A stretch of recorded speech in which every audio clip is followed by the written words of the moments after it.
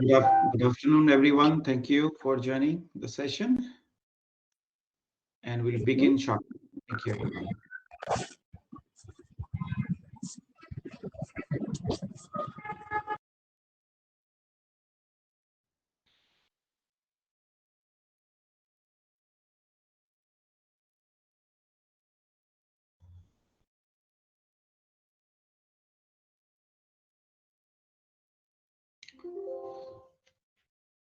Thank you, everyone. We'll take a minute and then we'll start the session in 1 minute. Thank you.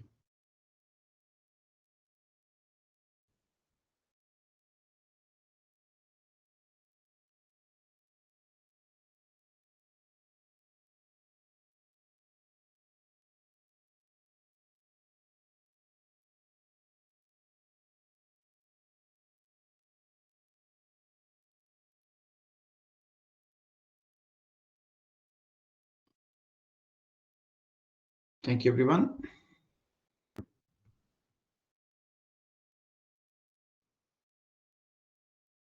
Morning, sir.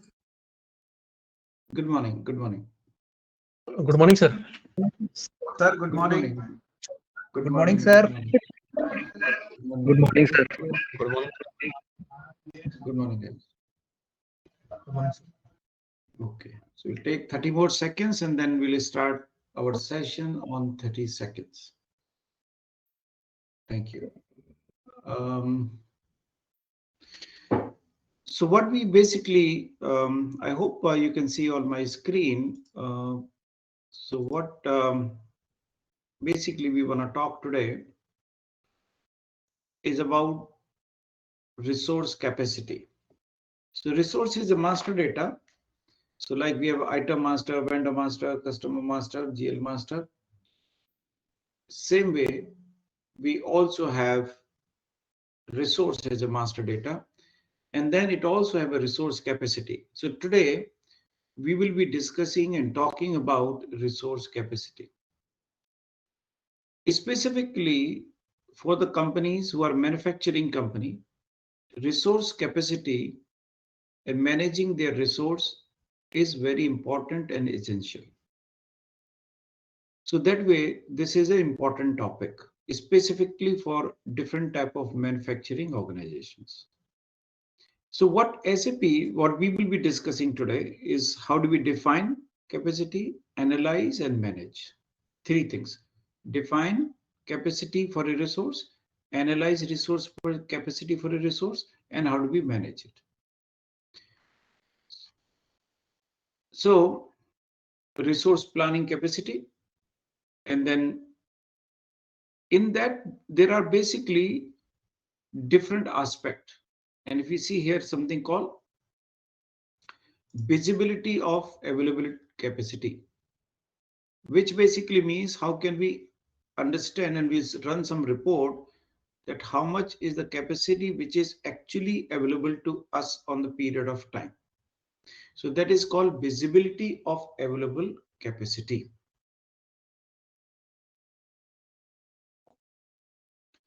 Then we have in the resource capacity, the first and foremost, we have you can plan capacity. There is something called daily internal capacity and run capacity for a period and view capacity. If I log into SAP system here, then we have a resource, and then we have three things. The first is the resource master. The second is the resource capacity. And third is a setting up the internal resource capacity. In the resource master, we discussed before also that if we take any resource, for example, let's say we have a resource called capacity machine. So first and foremost, resource master has to be defined. Let us recap and refresh that.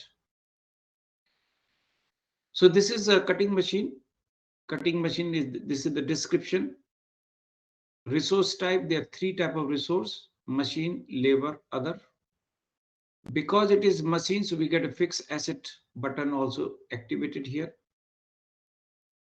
And then there is a something called resource group also. What is the resource group? Resource group is basically grouping the resources which has a similar standard cost. So if you see here on the right hand side, what is the purpose of this resource group? So let's say I put a resource group machine. Then in the standard cost, we get a process cost, amortization, maintenance, overhead. So if I change it and I make it to maybe something else,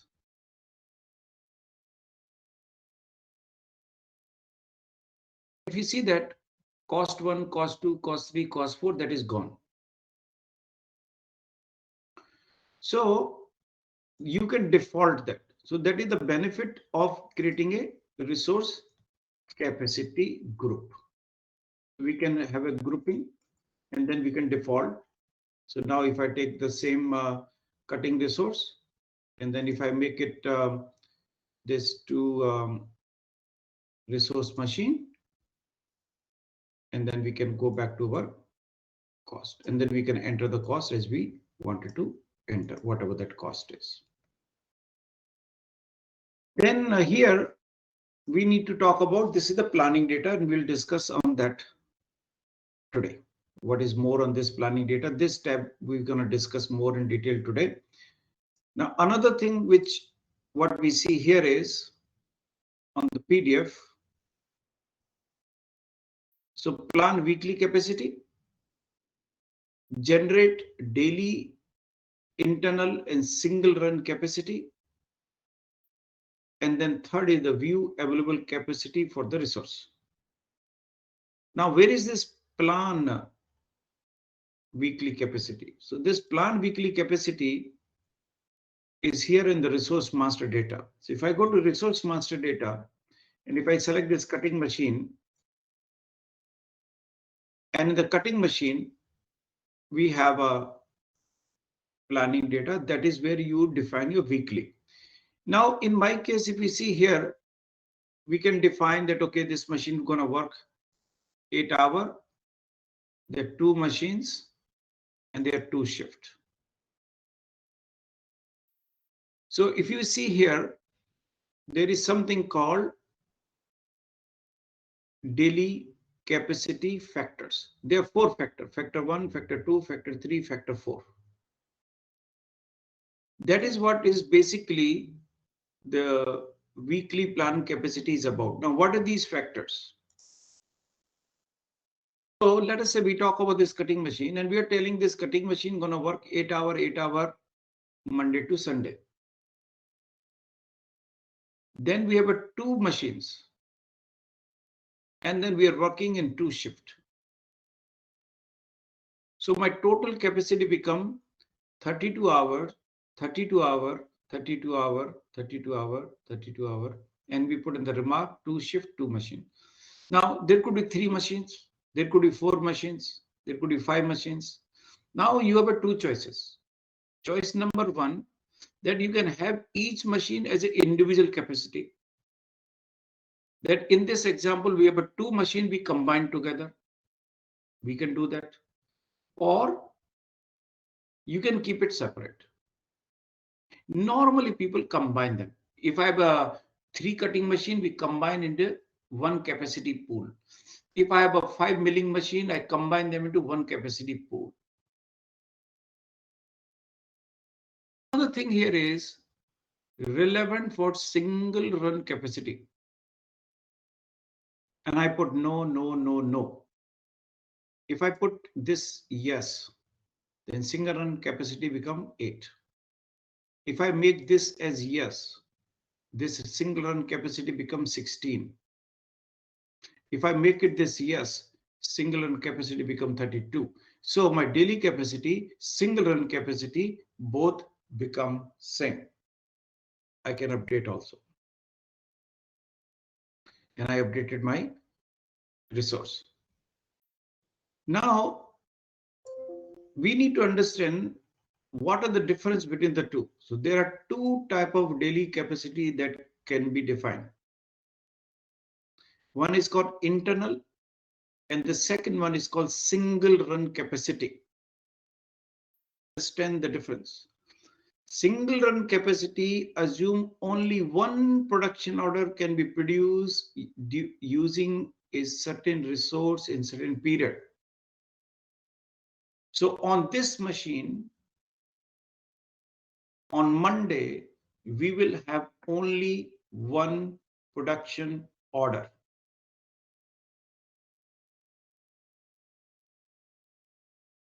Internal capacity, there is no such restriction. You can have a multiple orders on the same machine on a period. Sometimes it is confusing that what is single run and what is my daily capacity. Single run capacity, let me repeat, assumes, I highlighted this also, only one production order can be run during certain resource in certain period. With internal capacity, there is no such limitation. You can run multiple production order on the cutting machine on Monday. That is why we have here these two options: daily capacity, single run capacity. That is what we see here on this screen also. If I make it a little bit larger. So this is my weekly capacity. So here we have a only factor 1 is relevant for single capacity in this example. So we can say yes, no, no. So no means we are not taking that capacity in the single run. No basically means I'm not taking that capacity in the single run. We have a choice.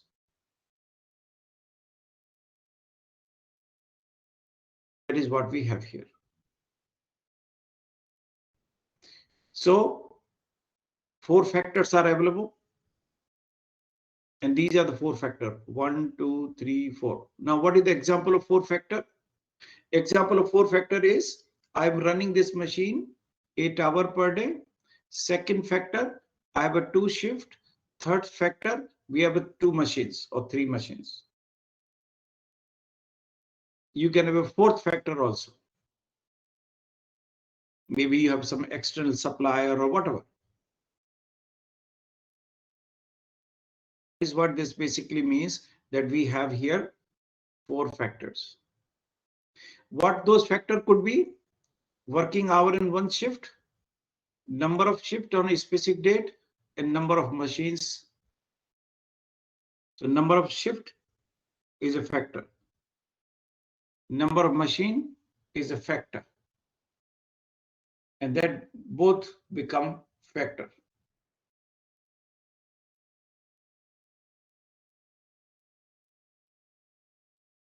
Two type of capacity. We talked about that: internal and single run.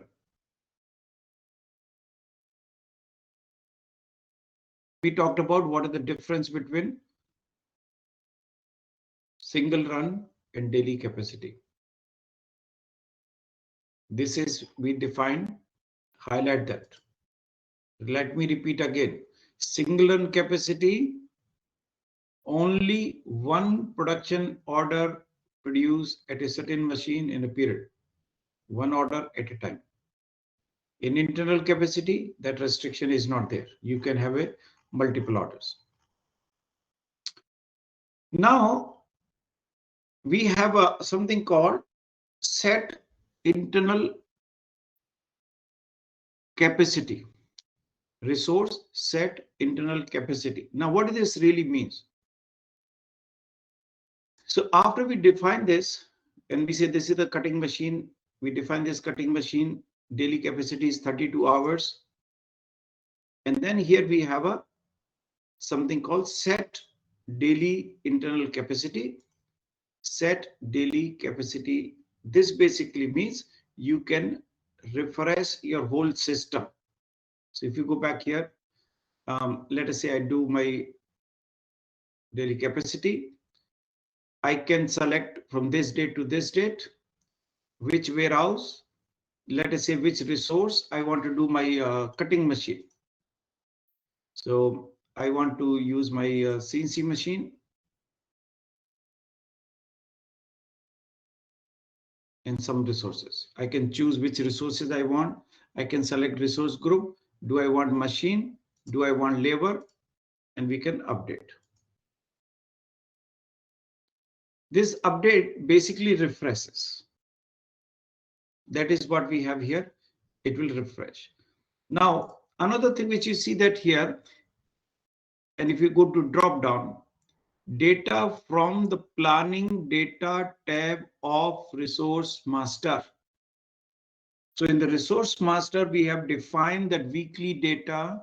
It takes the data into the consideration.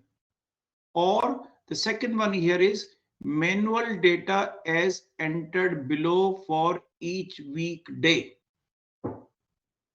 Look at the second option.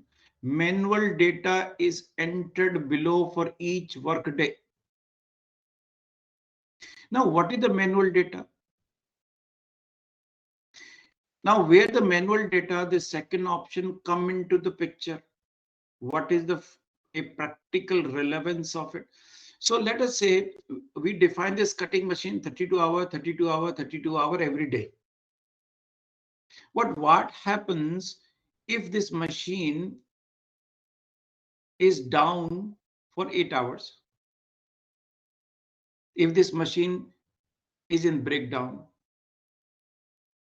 If that operator is on holiday? And many such things. So in those cases, in order to harmonize my resource availability, because I have assumed 32-hour on cutting machine, but on the Tuesday and Wednesday next week, this machine, I have done the maintenance. So these 2 days, this machine is not going to be available.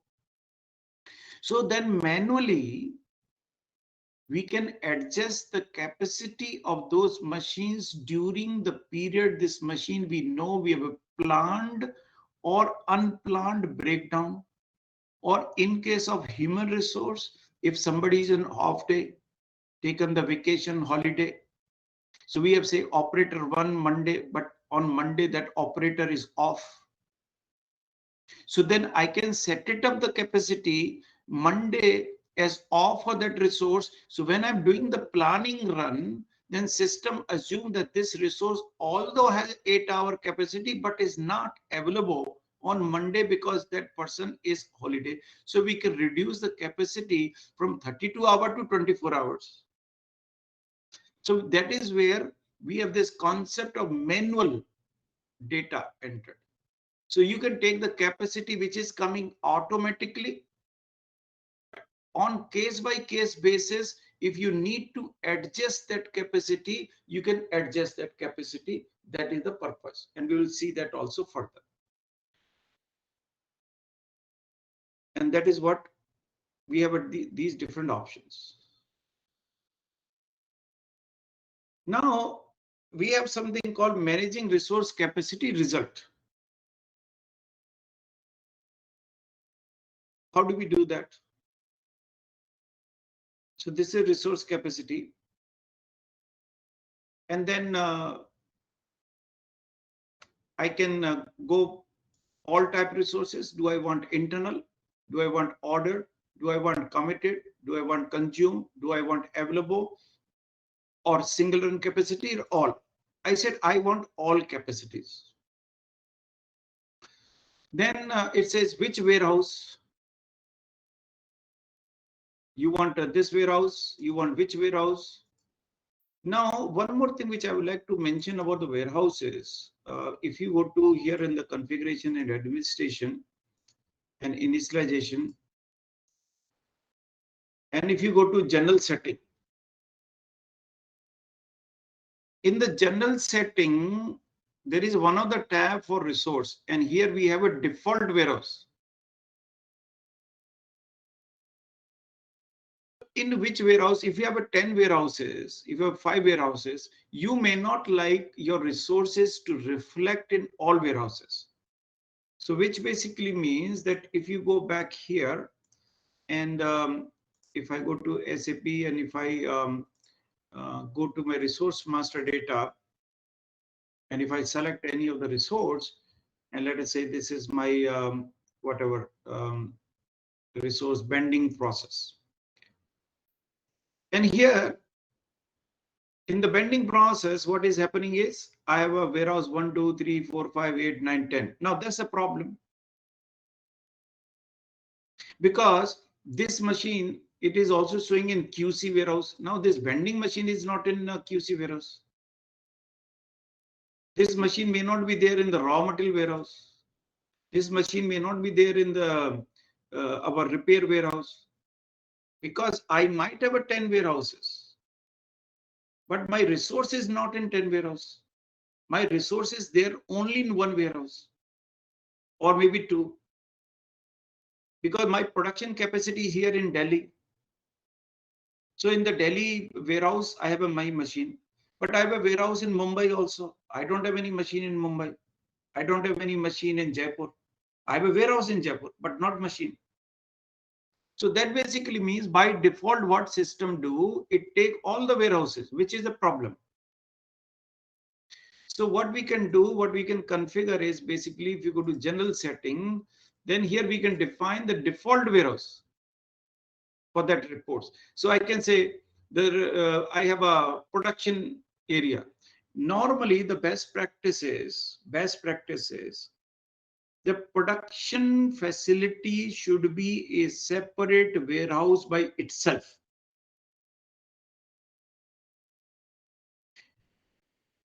Because that way you can have a clear flow of the material also. Because you have a finished good store and within that warehouse, you also have a manufacturing in one corner. Okay, fine. But the problem is when you're tracing the movement of raw material from the raw material warehouse to production and from production warehouse to finished good store, if you have a separate locations, in most cases, that is the optimal design. Because if you are both combining that finished the material, because what happens is, and this is the practical problem. So you have a raw material warehouse. In the raw material warehouse itself, you have a production and they are not separate. Then till you consume the raw material, you will not know how much actually there in the raw material, how much is in the production area, because production area and raw material is the same location. And the same thing is the finished good also. When finished good is being produced, unless it come to finished good, you cannot ship it, but you don't have a traceability. So although it added the step, the disadvantage of this approach is added this step, but the advantage is you have a better traceability of good inventory in the warehouse and store locations. So it is always recommended. So make sure that you have a default warehouse and then you configure that default warehouse. And here you see that auto add all warehouse to new resource. If you have this checkbox on, then what happens is by default, all warehouses which you have configured resource will automatically reflect as it is reflecting in my case. If you see here in my case also, we have a, if I go to resource here, resource master data, and that resource master data is being shown in all different warehouses. Now that is not the correct thing, because if you go here in cutting machine, and it cutting machine reflecting in the 9 warehouses, which is a problem. And it is because in the beginning, when we set it up database, we didn't select, we didn't unselect that box. So resource is reflecting in all warehouses, which is not a good design. So now we talk about resource capacity, and we go to resource capacity here. And I say, I want to see my resource capacity, CNC machine, and I can choose what machines I want.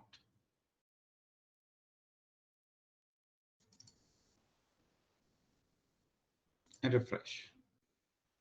Now here, if I see this cutting machine,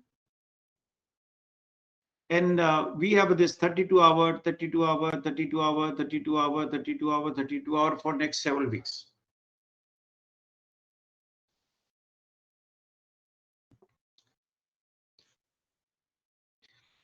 Now this is because we have put it for this machine 32 hour.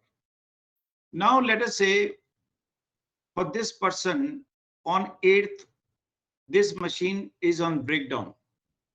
And if I make it 0, you can make it 0 also. Okay. So you can do 0 as well.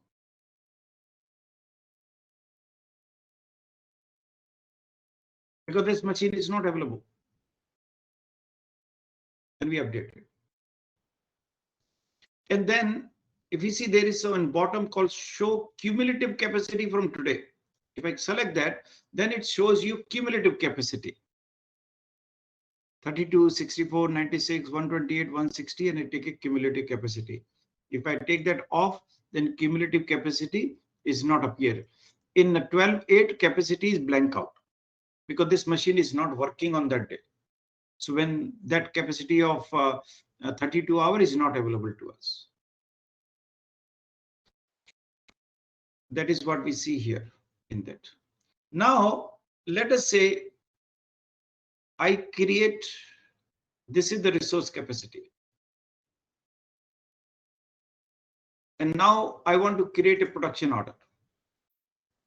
And one more thing which we see here is in the resource capacity, there's internal, there's a committed, there's a consumed, there's available. Let's understand them. Internal basically means total capacity. Ordered basically means how many work orders, production orders are there, which is not released yet. Committed basically means production order which has been committed or released. Consumed basically means production order which has been completed. And the available capacity is total minus ordered minus committed minus consumed.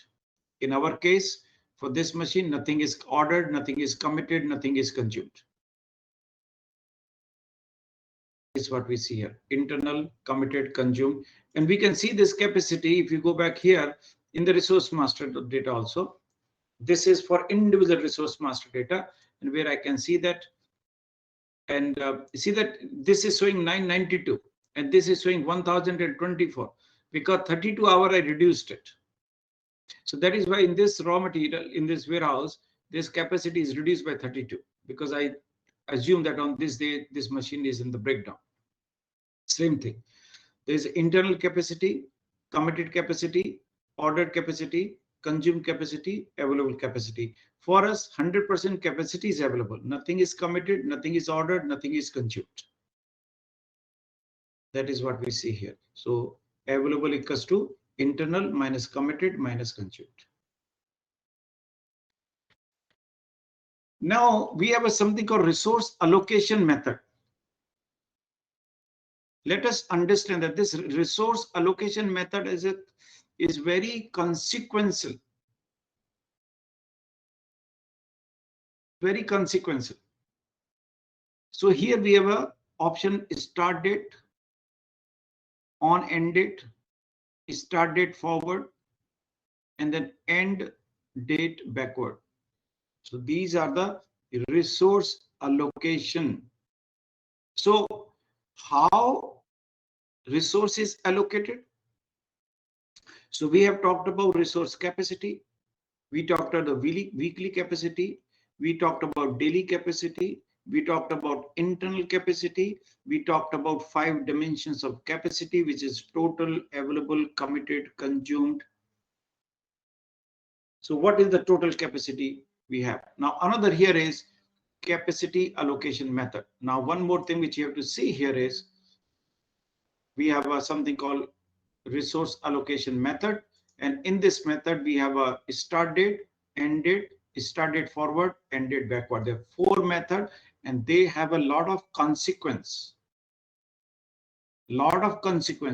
on what date this resource is allocated. We'll talk about. So the second thing is here is a backflush and issue method. There are two, backflush and manual. Backflush means and backflush could be for raw material. Backflush can also be for resource. It could be for both. Backflush basically means that capacity, the resource, and raw material, if it is assigned to the issue method backflush, that will be consumed automatically. So when you confirm the order, resource get consumed automatically, material get consumed automatically. Now let us talk about this start date forward and back quick forward. What is this really means? So let us say I have we create one production order. So we go to production. First look at the bill of material, if you have any bill of material. So we have this is one of the resource, one of the bill of material. We'll talk about the bill of material also. We have not done our class on bill of material. There are different bill of material. We're going to do that also. And we'll create a bill of material. This is the bill of material. I have it, which we created some point of time. So stage 1, stage 2, stage 3, stage 4, stage 5, 6, 7, and there are different stages. Okay, so these are different stages which we have. And in this stage, we have a cutting machine. Okay, and that basically means. So here we have a different resource. Now let us understand that point and what this really means. So for this bill of material, let's create a production order. So we want to create a production order, same item. And we take quantity 10, whatever quantity. So here we have a order date today, start date today, because we are starting today. And then we have a due date on 06.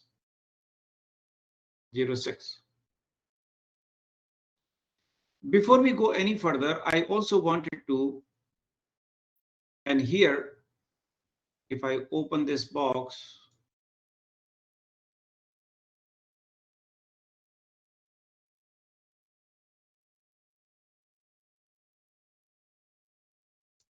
okay, so let's look at this here.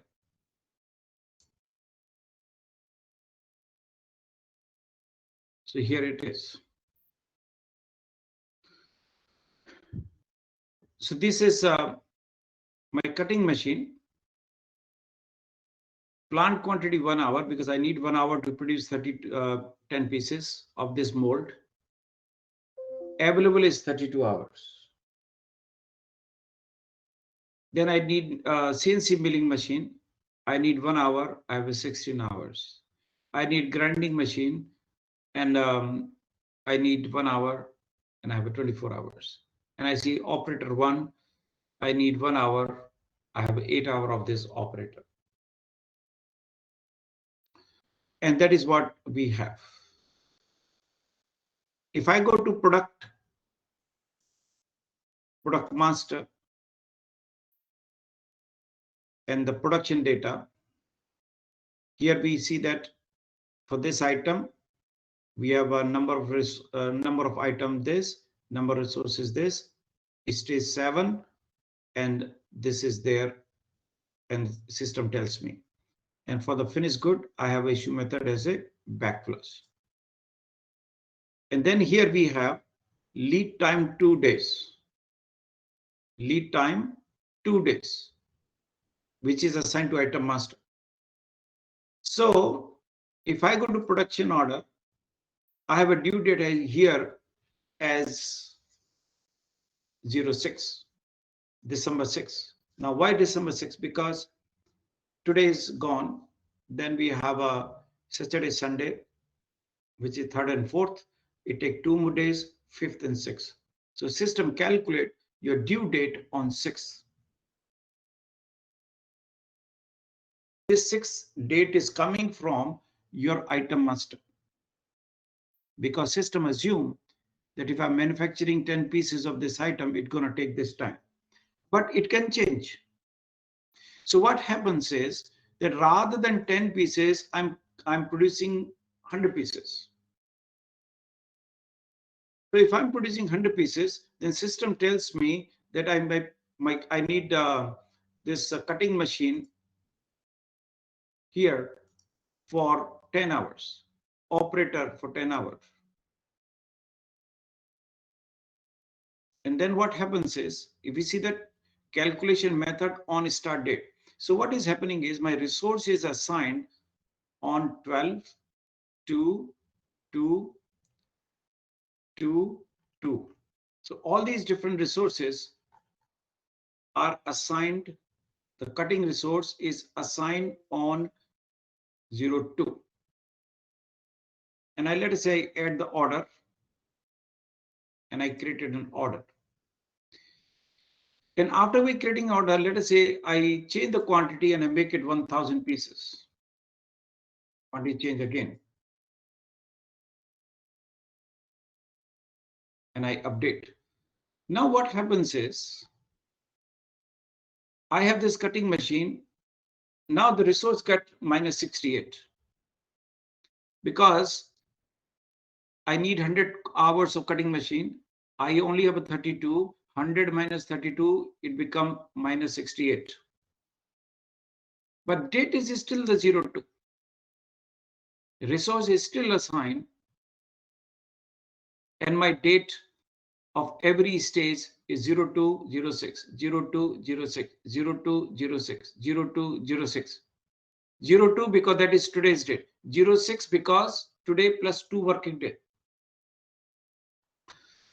Now, if I change this route calculation method and I make it start date forward and I say update and then see what happens. It changes. Then system tells me that this stage will start on 02 but end on 016. Because I need more days. The date is also changed. And if you see on the top, my due date is also changed. It becomes January 1st. Earlier, this due date on the production order header was December 6th. Now we have a January 1st. And this date got updated because I have selected the routing date calculation. My quantity, I required 1000 pieces for one, and I need 100 hours of this machine. I have a daily of 32 hours, and the system calculate the date and say it will be produced by this date. And I can update. I can go to OK. Now, if I go to resource, capacity, and if I see this resource capacity here, if I go to cutting machine here, this is how system is assigning. Now, so system, I need 100 hours. Committed is 100 hours. So today 32, then tomorrow 32, next day 32 because I have an available hour on Saturday, Sunday also.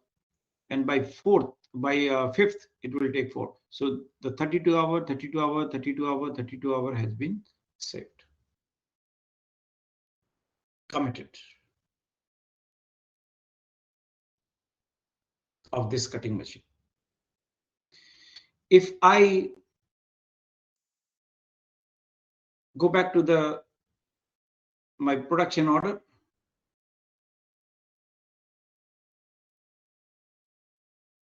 and then if I can do issue of the component, I can really, this is planned. I can release also. And after release, I can issue component. I can issue item by item. This is the item which is going to consume, and I save it. And then I want to go back and I say, I complete my order. My order is completed. And after that, I want to go back. So if I go to production order, so I can see that in my production order relationship map, in my production order, receipt, issue, this receipt of finished good, issue of my raw material, issue of my resources. Then we go to my resource now. And if I go to resource, and if I see the resource capacity, and if I go to cutting machine, now my consumed capacity is 100.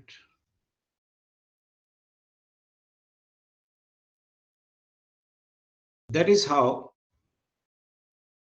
system do capacity calculation and planning. We'll end on this topic. Thank you very much. We'll continue next week. Thank you. Thank you, sir. Thank you, sir. Thank you, sir. Thank you for knowledgeable session, sir.